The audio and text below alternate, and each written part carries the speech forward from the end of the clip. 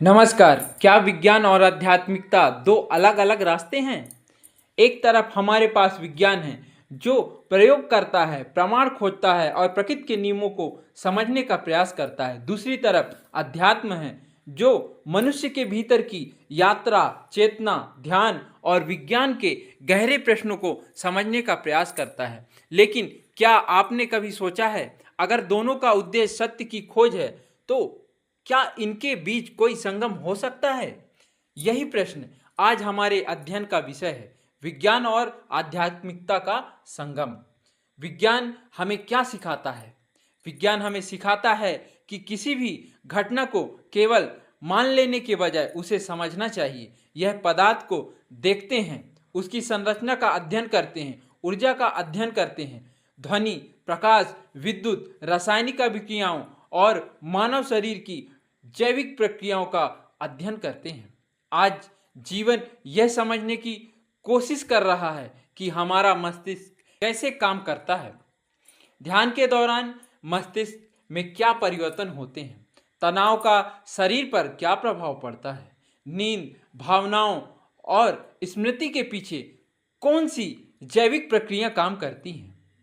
अर्थात विज्ञान लगातार एक प्रश्न पूछ रहा है, यह कैसे होता है? अध्यात्म पूछता है, अध्यात्म का प्रश्न थोड़ा अलग है। अध्यात्म पूछता है, मैं कौन हूँ, मेरे विचार कहाँ से आते हैं, मन को शांत कैसे किया जा सकता है, ध्यान से मेरे जीवन में क्या परिवर्तन आ सकता है। यह क्या मनुष्य केवल शरीर है या उसके भीतर चेतना का भी कोई गहरा आयाम है?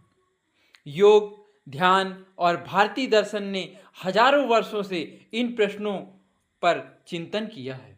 यहाँ एक महत्वपूर्ण बात समझना आवश्यक है, आध्यात्मिक अनुभव और वैज्ञानिक प्रमाण एक ही चीज नहीं है।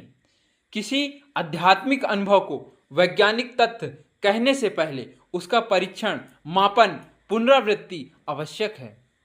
यही वह स्थान है जहां विज्ञान और अध्यात्म के बीच एक सार्थक संवाद शुरू हो सकता है। संगम कहाँ है? अब प्रश्न आता है, इन दोनों का संगम कहाँ है? संगम का पहला क्षेत्र ध्यान। जब कोई व्यक्ति नियमित ध्यान करता है तो वह अपने विचारों, भावनाओं और व्यवहारों को देखने लगता है। विज्ञान इस अनुभव के साथ जुड़े मस्तिष्क का और शरीर के परिवर्तनों का अध्ययन कर सकता है। दूसरे क्षेत्र ध्वनि।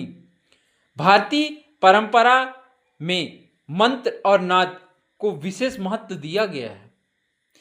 विज्ञान ध्वनि को एक भौतिक तरंग के रूप में समझता है। अध्यात्म ध्वनि को साधना और आंतरिक अनुभव से जोड़ता है। यहाँ भी हमारी दृष्टिकोण होना चाहिए, दावे नहीं, अध्ययन, अंधविश्वास नहीं, अनुसंधान।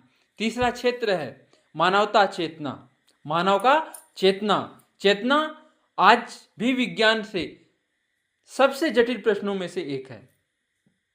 हम जानते हैं कि मस्तिष्क और तंत्रिका तंत्र हमारे अनुभवों में महत्वपूर्ण भूमिका निभाते हैं, लेकिन चेतना का पूरा स्वरूप क्या है? यह प्रश्न अभी भी दर्शन, न्यूरोसाइंस, मानव विज्ञान और अन्य शोध क्षेत्रों के विषय है। यहीं से एक नई शोध दृष्टि विकसित हो सकती है। हमारे अध्ययन में एक विचार है, ब्रह्म रसायन विद्या। इसे हम किसी स्थापित वैज्ञानिक सिद्धांत के रूप में प्रस्तुत नहीं करते हैं, बल्कि इसे एक अध्ययन और शोध की अवधारणा के रूप में देखते हैं। इसका उद्देश्य है ध्वनि, शब्द, ध्यान, मन, शरीर और चेतना के बीच संभावित संबंधों को समझने का प्रयास। उदाहरण के लिए, क्या किसी विशेष ध्वनि का मनोविज्ञान प्रभाव मापा जा सकता है? क्या ध्यान का मानव और एकाग्रता पर प्रभाव वैज्ञानिक तरीकों से अध्ययन किया जा सकता है? क्या श्वास और ध्यान की विभिन्न तकनीकों का शरीर की प्रक्रियाओं पर कोई मानवीय प्रभाव होता है? ऐसे प्रश्नों पर व्यवस्थित शोध किया जा सकता है। हमें विज्ञान को अध्यात्म का विरोधी नहीं मानना चाहिए और अध्यात्म को विज्ञान का विकल्प भी नहीं मानना चाहिए। दोनों की अपनी अपनी सीमाएं हैं और अपनी अपनी कार्य प्रणालियां हैं। विज्ञान हमें बाहरी संसार को समझने में सहायता देता है। अध्यात्म हमें अपने भीतर देखने की प्रेरणा देता है। और जब प्रश्न ईमानदार हो, जब जिज्ञासा जीवित हो, तब अनुभव को प्रमाण से अलग पहचानने की क्षमता हो, तब एक सुंदर संवाद जन्म ले सकता है। विज्ञान कहता है खोजो, अध्यात्म कहता है स्वयं को भी खोजो। और शायद मानव जीवन की सबसे बड़ी यात्रा यही है, बाहरी ब्रह्मांड को समझना और अपने भीतर के ब्रह्मांड को जानना।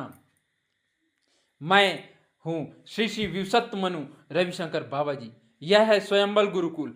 यहाँ हमारा प्रयास है शिक्षा, शोध और जीवन मार्गदर्शन के माध्यम से विज्ञान और आध्यात्मिक चिंतन के बीच संवाद स्थापित करना। यदि आपको यह विषय महत्वपूर्ण लगा हो तो ये वीडियो को लाइक करें, शेयर करें और चैनल को सब्सक्राइब करें। कमेंट में लिखिए, विज्ञान और अध्यात्म, क्या इसका संगम संभव है?